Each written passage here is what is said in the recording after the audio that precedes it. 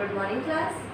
आज हम class 9th में चैप्टर 5 में फंडामेंटल यूनिट ऑफ लाइफ में पार्ट 5th स्टडी करेंगे और ये आपका chapter 3 the fundamental unit of life, इसमें आपका ये पार्ट 5th रहेगा। आज हम आप साइटोप्लाज्म को स्टडी करेंगे। तो देखिए, इससे पहले वाली क्लासेस में हमने cell membrane, cell wall, nucleus को स्टडी कर दिया था और आज हम देखेंगे कि साइटोप्लाज्म में क्या है। तो देखिए, कोई भी सेल जो होती है उसमें एक लिविंग मटेरियल, एक फ्लूइड लाइक मटेरियल प्रेजेंट होता है जिसमें काफ़ी सारे सेल ऑर्गेनल, सेल के इम्पॉर्टेंट पार्ट जिसे हम बोल सकते हैं वो प्रेजेंट होते हैं।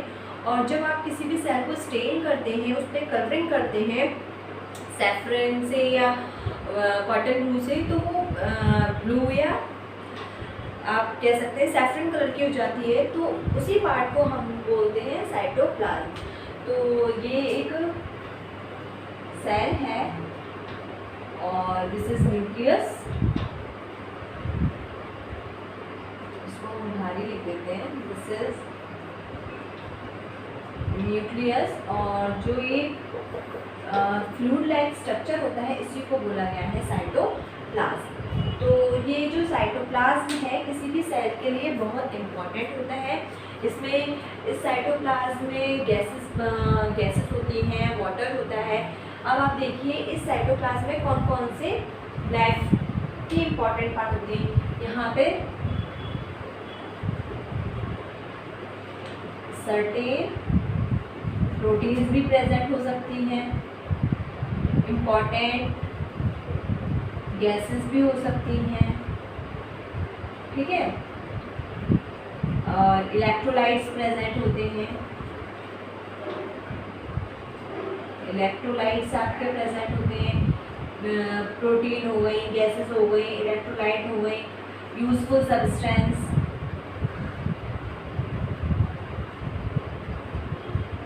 यूजफुल सब्सटेंस हो गया, वाटर हो गया।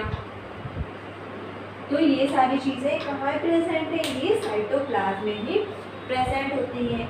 और देखिए, जो साइटोप्लाज्म होता है किसी भी सेल के लिए बहुत इम्पॉर्टेंट होता है। ये लिविंग फ्लूइड है। सबसे पहले हम ये जानेंगे लिविंग फ्लूइड। ये एक लिविंग फ्लूइड है। इसी के इन्वायरमेंट में एक सेल खुद को अच्छी तरह से ग्रो करवा पाती है। जो सेल ऑर्गेनेल है प्रॉपर डेवलप कर पाते हैं इस साइटोप्लाज्म की वजह से ही। इस साइटोप्लाज्म में डिफरेंट टाइप के छोटे छोटे, देखिए इस तरह से यहाँ सेल ऑर्गेनेल प्रेजेंट होते हैं। सेल ऑर्गेनेल्स, इन सेल ऑर्गेनेल्स में आपका माइटोकॉन्ड्रिया भी हो सकता है। माइटोकॉन्ड्रिया हो गया, क्लोरोप्लास्ट हो गया, गोल्जी बॉडीज हो गया, एंडोप्लाज्मिक रेटिकुलम हो गए, लाइसोसोम हो गए, राइबोसोम्स हो गए। और इसी साइटोप्लाज्म में क्या है? न्यूक्लियस भी एम्बेडेड है। तो हम ये देखा कि जो साइटोप्लाज्म में किसी भी सेल का बहुत इम्पॉर्टेंट रोल प्ले करता है। इसी में सारे सेल ऑर्गेनेल प्रेजेंट होते हैं। तो और ये कुछ इम्पॉर्टेंट सब्सटेंस है, इलेक्ट्रोलाइट्स है, जो किसी भी सेल को लाइव रखने में बहुत हेल्पफुल रहते हैं। तो देखिए, आपके जो NCERT है उसमें एक क्वेश्चन दिया गया है, fill in the gaps in the following table illustrating differences between the prokaryotes and eukaryote cell.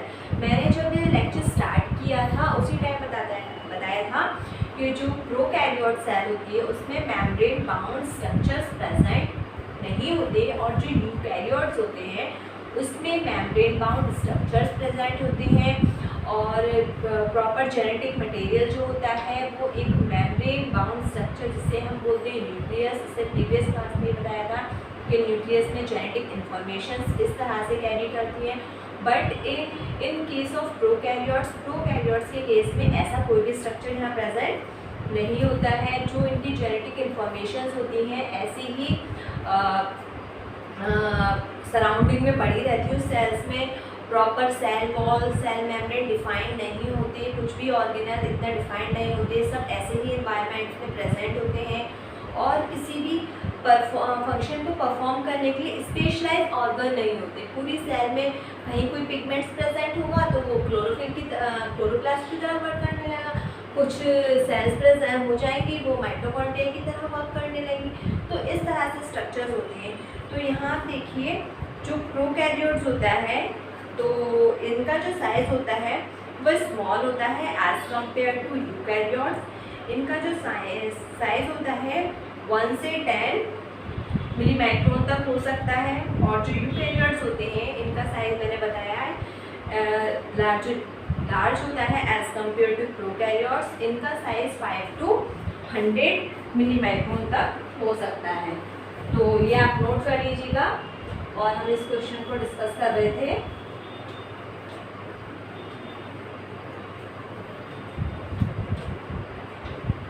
एक साइड आप देखिए प्रोकैरियोट,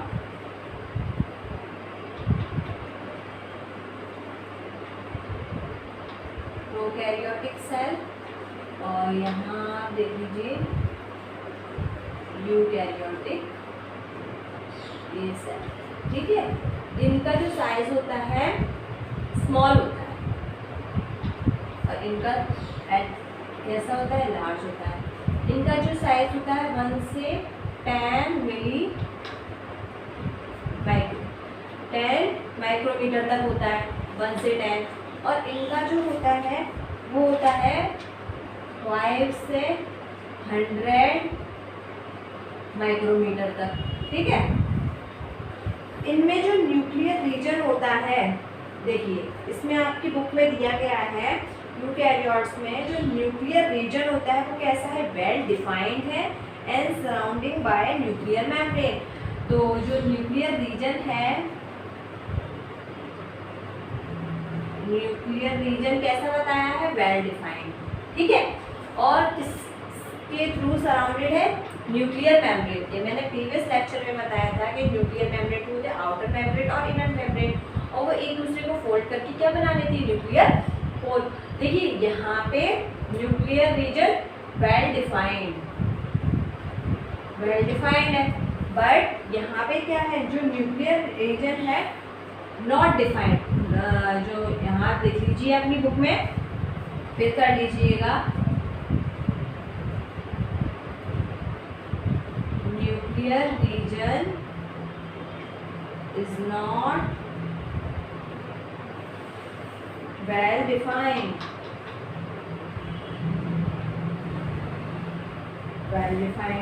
और यहाँ पे क्या है, यूकैरियोट्स में और सराउंडेड है न्यूक्लियर मेम्ब्रेन से। और ये देखिए यहाँ पे nuclear region not well defined भी नहीं है, सराउंडेड भी नहीं है, और उस रीजन को क्या बोलते हैं, यहाँ पे देखिए लिखा हुआ है ना, एंड नोन एज डैश, उसमें आप देखिएगा न्यूक्लियोइड, क्या बोलते हैं, न्यूक्लियोइड। यहाँ पे तो प्रॉपर न्यूक्लियस बोलेंगे, क्रोमेटिन बोलेंगे, न्यूक्लियोलस बोलेंगे यूकैरियोटिक सेल में, बट प्रोकैरियोटिक सेल में जो न्यूक्लियर रीजन होता है प्रॉपर वेल डिफाइंड नहीं होता, कोई भी उस पर मेम्ब्रेन कवरिंग नहीं होती, यूं ही पड़ा होता है, और उस रीजन को बोला गया है न्यूक्लियोइड।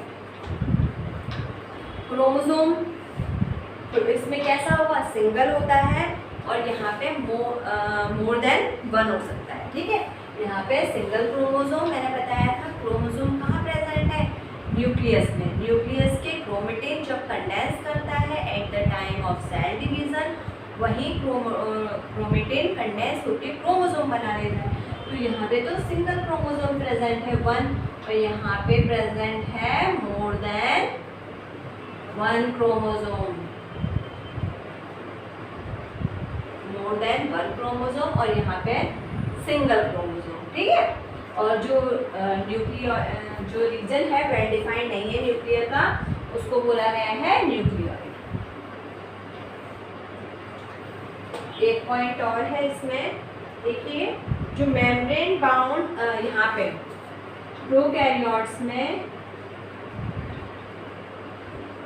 मेम्ब्रेन बाउंड सेल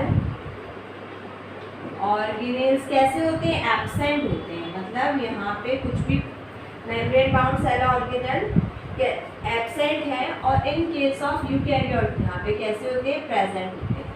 यहाँ लिखिए आप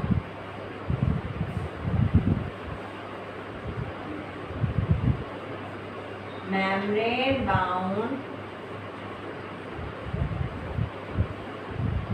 सेल ऑर्गेनेल्स आर प्रेजेंट। ठीक है, यही डिफरेंस था। और इससे नेक्स्ट क्लास में हम इस चैप्टर के जो सेल ऑर्गेनेल है 1 बाय 1 प्रॉपर वो डिस्कस करेंगे। तो आज की क्लास में सिर्फ इतना ही, और ये डिफरेंसेस बहुत इंपॉर्टेंट है, मैंने 1 बाय 1 बताया। जो प्रोकैरियोटिक सेल होती है वो स्मॉल साइज की होती है as compare to eukaryotic cell. इसका साइज देख लीजिए 1 से 10 माइक्रोमीटर तक, और जो यूकैरियोट्स होती है इसका 5 से लेकर 100 माइक्रोमीटर तक हो सकता है। Membrane bound cell organelle prokaryotes में एब्सेंट होते हैं, और यूकैरियोट्स में मेम्ब्रेन बाउंड सेल ऑर्गेनेल क्या होते हैं? प्रेजेंट होते हैं। क्रोमोसोम नंबर यहाँ पे एक होता है प्रोकैरियोट्स में, और in case of eukaryotic cell more than 1 हो सकते हैं क्रोमोसोम। ठीक है, और यहाँ पे हमने देखा था न्यूक्लियर रीजन वेल डिफाइंड नहीं होता प्रोकैरियोट्स में, और उस रीजन को क्या बोलते हैं? न्यूक्लियोइड। ये इंपॉर्टेंट है, आप अपनी नोटबुक में नोट कर लीजिएगा, मैंने लिखवाया भी है। क्या बोलते हैं? न्यूक्लियोइड। न्यूक्लियोइड इंपॉर्टेंट है बेटा, लिख लेना ऐसे कि जो nuclear reason not well defined, और इस रीजन को बोलते हैं न्यूक्लियोइड। और यहाँ पे मेम्ब्रेन बाउंड न्यूक्लियस प्रेजेंट होता है, और प्लाज्मा मेम्ब्रेन से भी सराउंडेड होता है। आज के लेक्चर में सिर्फ इतना ही।